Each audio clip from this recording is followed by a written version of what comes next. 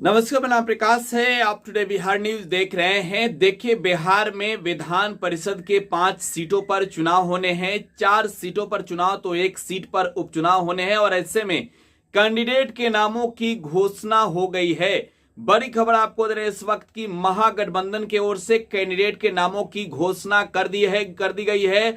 सबसे बड़ी बात कि जनता दल यूनाइटेड के खाते में सबसे अधिक सीटें गई है। देखिए, जेडीयू 3 सीटों पर चुनाव लड़ रही है तो 1 सीट पर आरजेडी और 1 सीट पर सीपीआई चुनाव लड़ रही है। इस वक्त की सबसे बड़ी खबर आपको दे रहे हैं। महागठबंधन की ओर से संयुक्त रूप से प्रेस कॉन्फ्रेंस किया गया और प्रेस कॉन्फ्रेंस कर इस बात की जानकारी दी गई है। सबसे बड़ी बात कि जेडीयू 3 सीटों पर एमएलसी चुनाव में अपने कैंडिडेट उतारने जा रही है। आरजेडी के झोली में 1 सीट मिलने जा रही है तो सीपीआई 1 सीटों पर चुनाव लड़ेगी। हम आपको विस्तार से बताते हैं कि किस सीट से कौन चुनाव लड़ने जा रहा है। तो देखिए, जो सबसे बड़ी खबर है इस वक्त की वो दे दे आपको।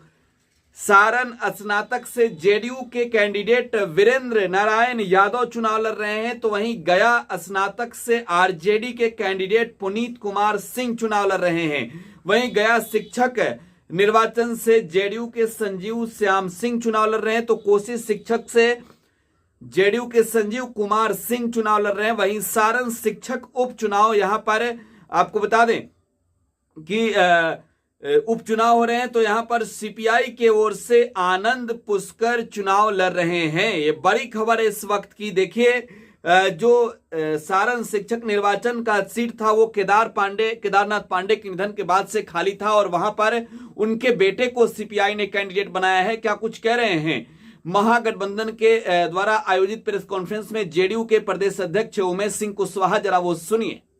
महागठबंधन के सभी सीटों पर महागठबंधन ने अपना उम्मीदवार तय किया है, जिसका घोषणा भी अभी होने जा रही है, जो इस प्रकार है।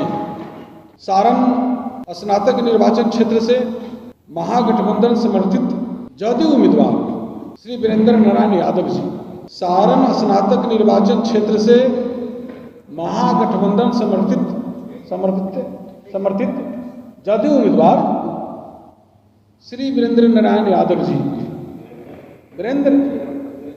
और गया स्नातक निर्वाचन क्षेत्र से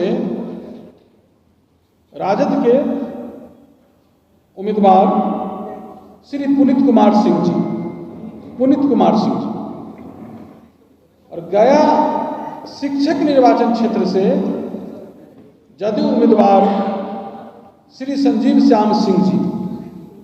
शिक्षक निर्वाचन क्षेत्र से जदयू उम्मीदवार डॉक्टर संजीव कुमार सिंह जी।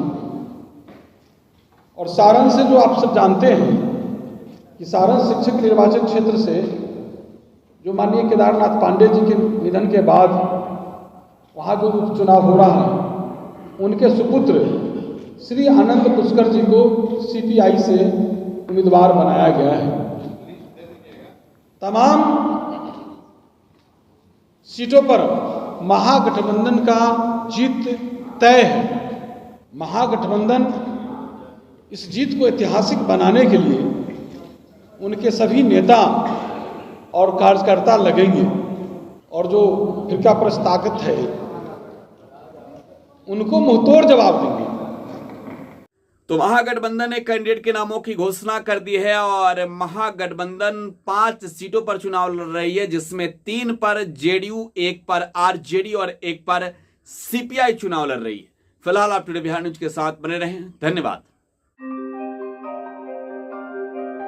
आपके सपनों को हमने सजाया है, ई होम्स पैनोरामा को हमने बनाया है। ई होम्स मेरा एक सपना था जिसपे मैं पिछले 4 साल से काम कर रहा था। हमने जो बनाया है वो सबने है माना। ई होम्स पैनोरामा में हो आपका भी आशियाना।